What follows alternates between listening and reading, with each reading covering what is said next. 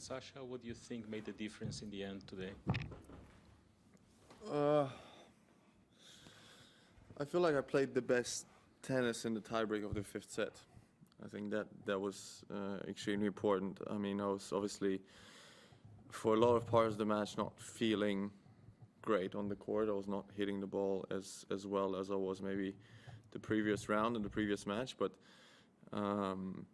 yeah, I got the win in the end, and I'm in the quarterfinals, which I'm very happy about. English questions? Just finished the match with Alcaraz, and he mentioned that he thinks he has an advantage of you because he has played less sets. 100%. That's the question? Yeah. Yeah, How do you for feel sure. about it? Do you feel Yeah, like for sure. Is that gonna be his advantage? Yeah, for sure.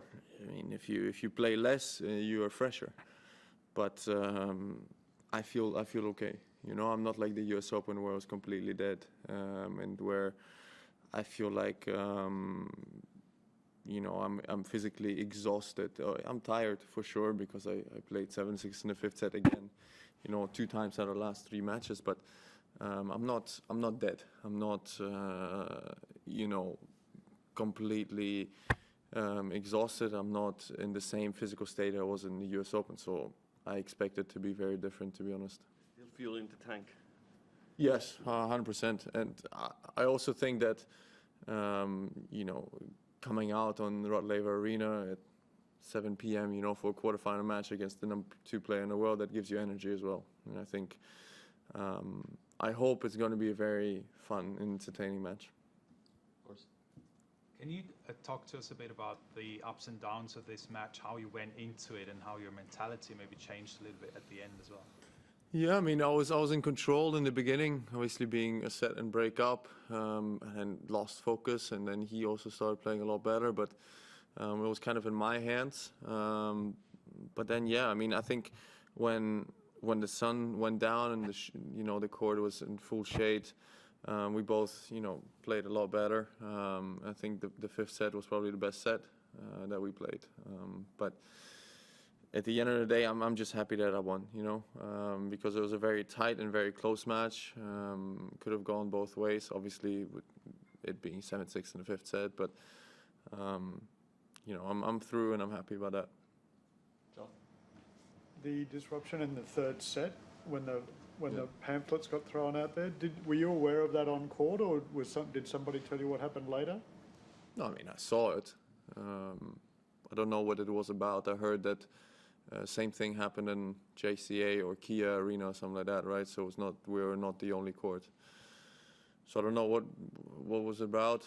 Pro-Palestinian. Pro-Palestinian. Yeah. There's obviously a lot going on in the world, and a lot of you know, quite bad things happen. So I understand some people are frustrated, but of course, you know, a tennis match has nothing particularly to do with it. But I also understand both sides there. Thanks. Were you surprised? I think 2 fans ended up like dragging her Yeah. out. Security didn't seem really to be around. I was Yeah, surprised. that was a bit surprising because the security here, I mean, on site where the players area is extremely strict. You know, even today, you know, I played obviously 5 sets, 4 hours, some minutes. I went to the locker room, and then the gym area is right next to the locker room. And they wouldn't let me into the gym because I forgot my credential in the locker room. You know, stuff like this, where it's like, okay, what are you doing? You're protecting players from players. It's not really the whole point. But then something like this happens, and it takes whatever 3-4 minutes for somebody to show up. So I think that should be the opposite. It should be, you know, where it's already the quarterfinals and you know the players, and especially if you know, there's obviously screens and TVs everywhere in front of, you know, all the security guys. If you've seen somebody play for 4.5 hours, I think it's okay to go stretching in the gym, even if you forgot your credential. And that's not sounding arrogant. I understand that they're all doing their job, but then I think, you know, when something like this happens, it shouldn't be another fan dragging the other person out. You know, it should be the security guys that should be there quite quickly, and shouldn't take them 3-4 minutes and that long. Sashi, can I ask you why you wanted to join the Players Council, and if there are any particular issues that you were focused on that are important to you? I mean, I actually got asked to do it. Obviously, I didn't nominate myself. I got asked to do it, so then, like, okay, do you want to be nominated? I was like, okay, sure. Obviously, the players voted, so the players voted me in. But I think, you know, there are right now at this stage, as you probably heard with a lot of the discussions about a lot of other things, there are decisions that have to be seriously considered and seriously made.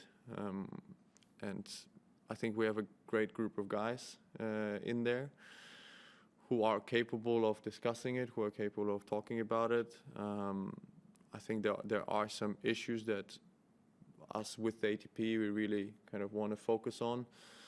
You know, some of them are, for example, the Davis Cup format. Then other things are obviously the schedule of our tournaments. I think playing for 11.5 months or 11 months a year is too much, in my opinion.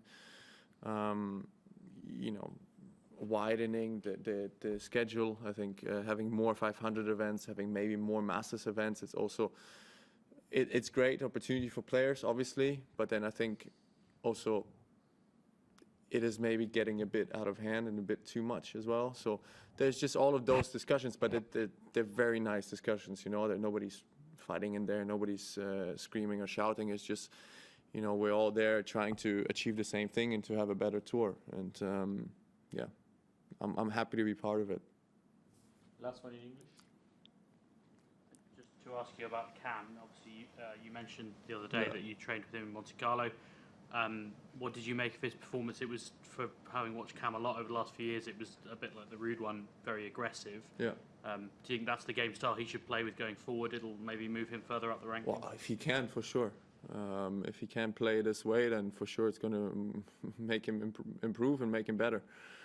Incredibly aggressive, I thought, taking the ball very early. He usually does that with his backhand, not so much with his forehand, and today he did that with his forehand. And I thought for the first time that since I've been playing him, for the first time I thought his forehand was better than his backhand, which was very unusual. You know, normally he gives you a few more unforced errors. He's not as stable. I thought he was very stable today, and I thought he was very aggressive with that shot. So credits to him. I think they had a great off-season, and he has improved a lot.